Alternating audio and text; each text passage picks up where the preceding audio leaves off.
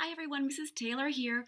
I am reading The One and Only Ivan, pages 21 through 31. I hope you enjoy. This is a wonderful story. Page 21. Turn my volume up. The loneliest gorilla in the world. When the Big Top Mall was first built, it smelled of new paint and fresh hay, and humans came to visit from morning till night. They drifted past my domain like logs on a lazy river. Lately, a day might go by without a single visitor. Max says he's worried. He says I'm not cute anymore. He says, Ivan, you've lost your magic, old guy. You used to be a hit. It's true that some of the visitors don't linger the way they used to. They stare through the glass. They cluck their tongues. They frown while I watch my TV. He looks lonely, they say.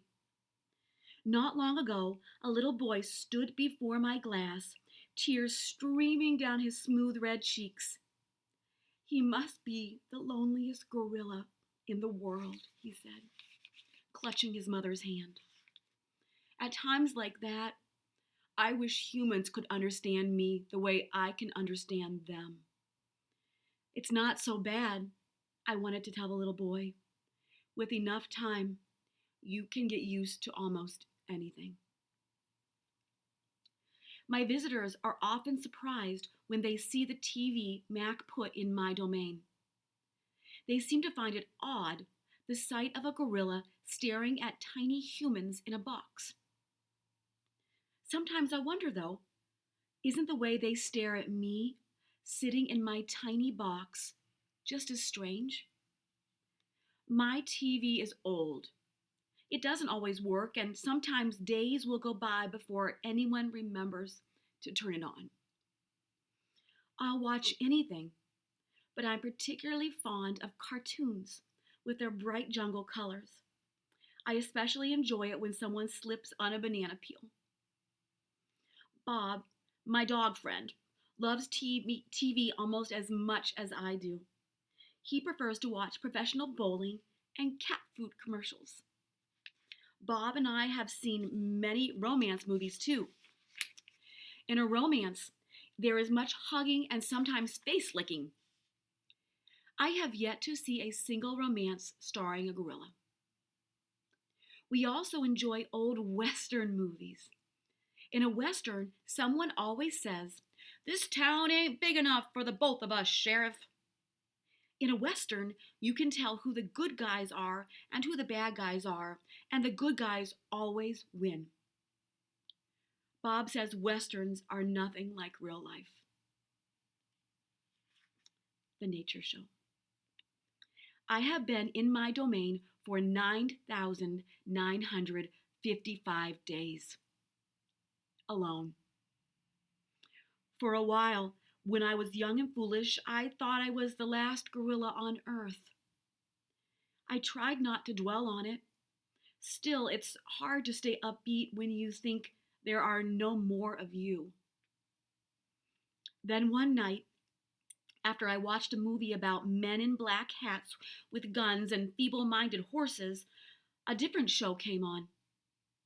It was not a cartoon, not a romance, not a Western. I saw a lush forest. I heard birds murmuring. The grass moved. The trees rustled. Then I saw him. He was a bit threadbare and scrawny, and not as good looking as I am, to be honest, but sure enough, he was a gorilla. As suddenly as he'd appeared, the gorilla vanished, and in his place was a scruffy white animal called, I learned, a polar bear, and then a chubby water creature called a manatee, and then another animal and another. All night I was wondering about the gorilla I'd glimpsed. Where did he live? Would he ever come to visit? If there was a he somewhere, could there be a she as well? Or was it just the two of us in all the world, trapped in our own separate boxes? Stella. Stella says she is sure I will see another real live gorilla someday.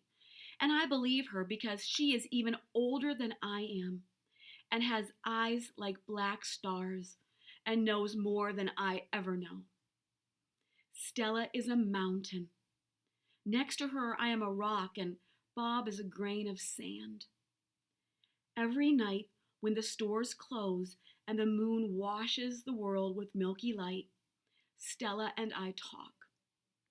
We don't have much in common, but we have enough. We are huge and alone, and we both love yogurt raisins.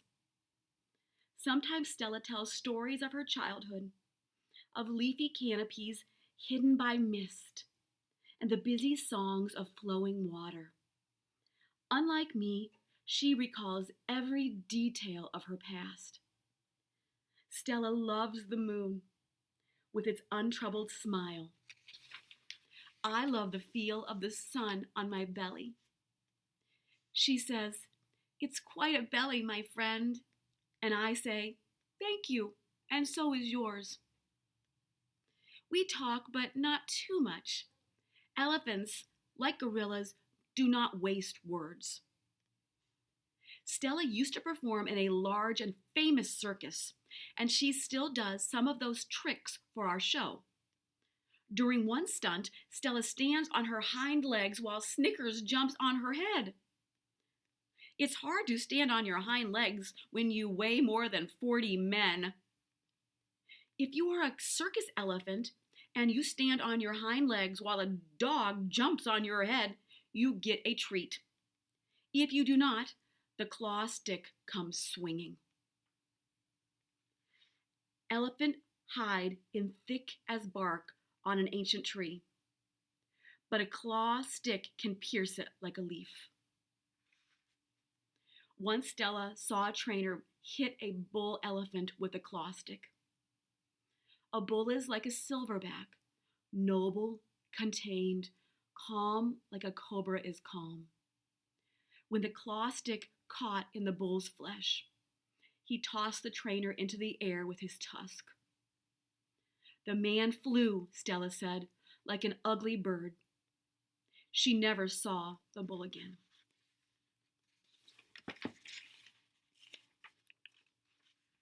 Stella's trunk. Stella's trunk is a miracle.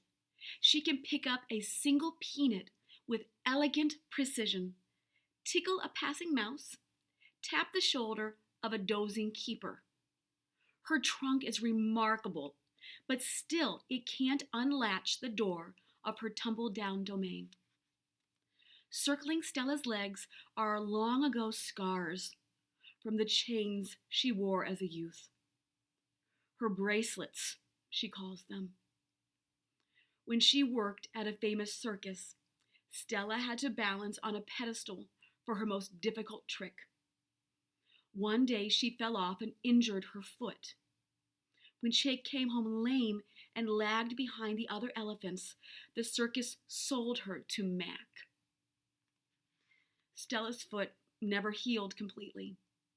She limps when she walks, and sometimes her foot gets infected when she stands in one place for too long.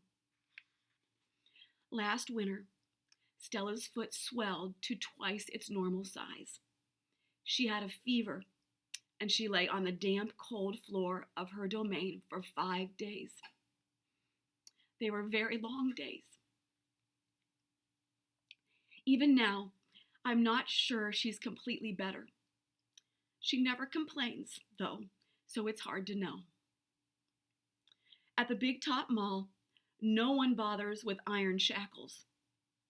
A bristly rope tied to a bolt in the floor is all that's required. They think I'm too old to cause trouble, Stella says. Old age, she says, is a powerful disguise. Thank you for joining us.